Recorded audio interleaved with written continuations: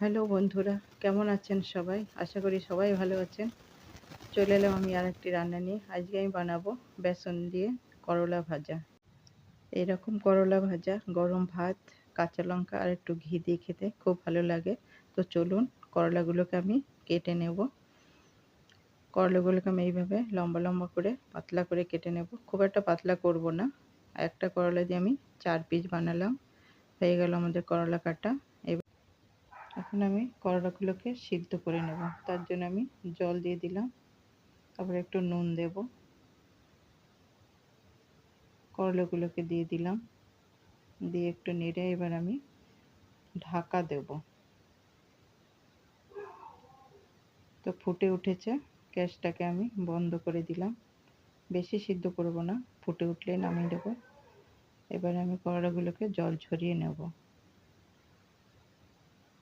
এরপরে আমি বেসন নিয়ে নিলাম, এর মধ্যে দেব আমি কালো জিরে, দেব হলুদ, আর দেব একটু লঙ্কা গুঁড়ো, একটু চিনি দেব, আর দেব স্বাদ মতো নুন। একটু মিশিয়ে নেব, দিয়ে জল দিয়ে আমি বেসনটাকে গুলিয়ে নেব।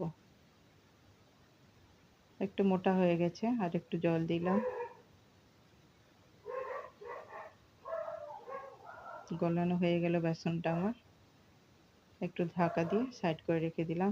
এবার আমি সিদ্ধ করলাগুলোকে একটু হলুদ আর লঙ্কা দিয়ে মাখিয়ে নেব। নুন দেব না, যেহেতু নুন দিয়ে সিদ্ধ করেছি। তো করলাগুলো মাখানো হয়ে গেল।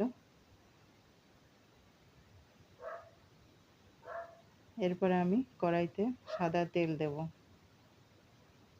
তেলটা গরম হয়ে গেছে, এরপরে আমি করলাগুলোকে ভেজে নেব।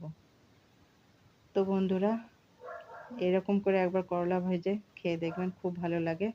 আর আমার রান্নাটি যদি ভালো লাগে তো অবশ্যই লাইক, শেয়ার, কমেন্ট করবেন, আর চ্যানেলটিকে সাবস্ক্রাইব করবেন। প্রথমবার ভয়েস দিলাম, ভুল ত্রুটি ক্ষমা করে দেবেন। ভাজা হয়ে গেছে আমাদের করলা, তুলে নেব। সবাই ভালো থাকবে।